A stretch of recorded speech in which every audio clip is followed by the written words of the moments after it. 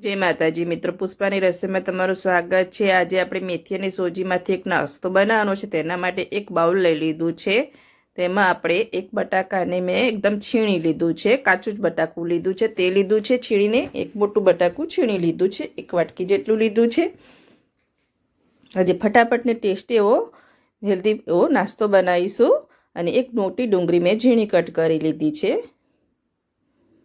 તે લઈ લઈશું। એક નાનું ટામેટું મેં એ પણ ઝીણું કટ કરી લીધું છે। વેજીટેબલ તમારી ચોઈસ મુજબ કોઈ પણ લઈ શકો છો। તમે ગાજર પણ લઈ શકો છો, વટાણા પણ લઈ શકો છો, કોથમીરના પાન લઈ લઈશું,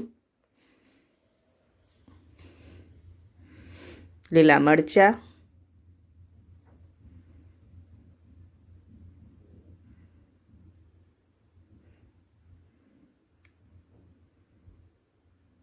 ને મેથી લઈ લઈશું।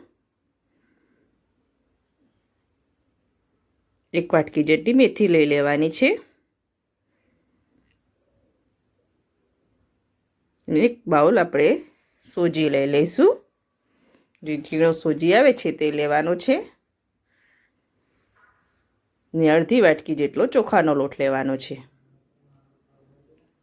ઓપ્શનલ છે, તમે સોજી એટલો લેશો તો પણ ટેસ્ટી જ બને છે। અને ખાટું દહીં લેવાનું છે એક વાટકી જેટલું। મસાલા કરીશું, તેમાં અજમો લઈ લઈશું એક ચમચી જેટલો, તેને હાથેથી મસેડી લઈશું। એડ કરી દઈશું એક ચમચી જેટલું જીરું લઈ લઈશું, આખું જીરું,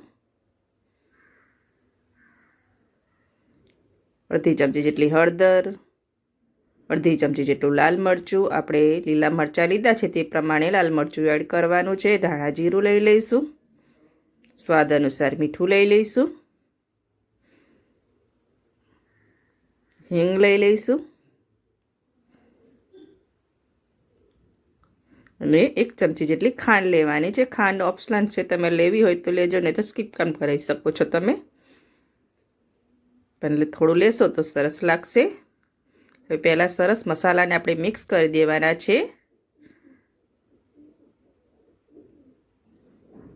એ રીતે પહેલાં મિક્સ કરી દઈશું, પછી જરૂર પૂરતું આપણે પાણી એડ કરવાનું છે। બહુ ટેસ્ટી લાગે છે આ નાસ્તો, તમે એકવાર જરૂરથી ટ્રાય કરજો। આમાં આપણે વેજીટેબલનું પ્રમાણ થોડું વધારે રાખ્યું છે। આપણે સોજી અને થોડોક ચોખાનો લોટ લીધો છે। એકલો સોજીનો લોટ લેશો તો પણ સરસ બને છે। જે વાટકીમાં દહીં લીધું હતું તેમાં જ પાણી એડ કરી દીધું છે। ટોટલ 4 વાટકી જેટલું પાણીની આપણે જરૂર પડશે। પહેલાં થોડુંક એડ કરીશું, 2 વાટકી જેટલું પાણી એડ કર્યું છે। સરસ મિક્સ કરી લઈશું। હજુ પણ જરૂર પડશે કે આપણે રેસ્ટ ડાલવાનું છે, જેથી સોજી સરસ ફૂલી જાય।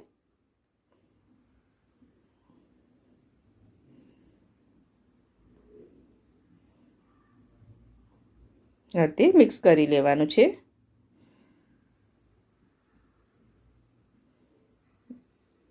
મિક્સ કરી લીધું છે સરસ। જો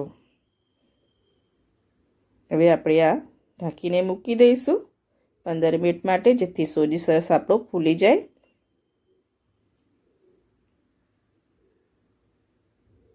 રેસ્ટ આલીશું, ઢાંકીને મૂકી દઈશું 15 મિનિટ માટે। પછી આપણે ચેક કરી લઈશું। 15 મિનિટ જેવું થઈ ગયું છે, હવે ચેક કરી લઈશું। આ સોજી આપણો સરસ ફૂલી ગયો છે, આપણું થોડું થીક પણ થઈ ગયું છે। જો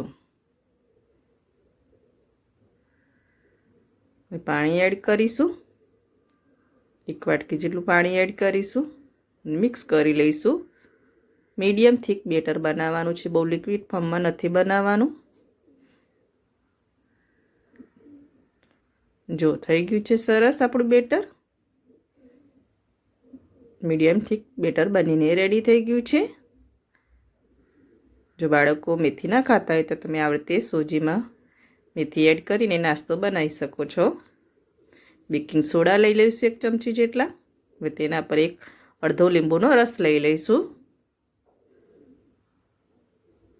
આપણે દહીં ખાટું લીધું છે તો પણ આપણે અડધું લીંબુ એડ કરવાનું છે, જેથી બેકિંગ સોડા સરસ એક્ટિવ થઈ જાય અને આ નાસ્તો અંદરથી પણ એકદમ જાળીદાર અને પોચો પોચો બને.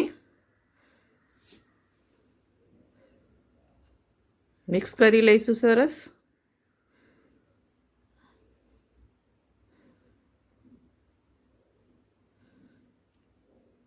જો બેટર બનીને રેડી થઈ ગયું છે.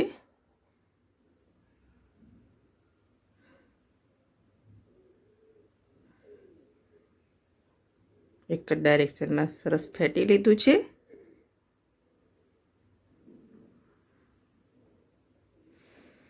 હવે આપણે નાસ્તા બનાવવાની શરૂઆત કરવાની છે. બેટર એકદમ રેડી થઈ ગયું છે.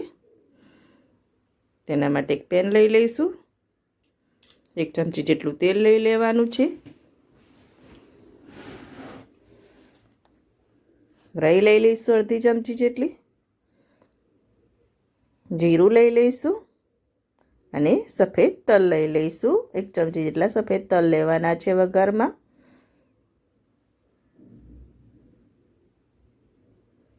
વઘારને સરસ પેનમાં આપણે પાથરી દઈશું. હવે તેના પર આપણે બેટર લઈ લઈશું. બેટર તમારી ચોઈસ મુજબ જેટલી સાઈઝનું બનાવવું હોય તે સાઈઝનું બનાવી શકો છો. આપણે મીડિયમ થીક બેટર એડ કરીશું.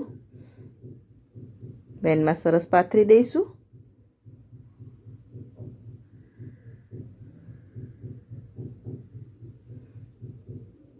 પાથરી દીધું છે સરસ.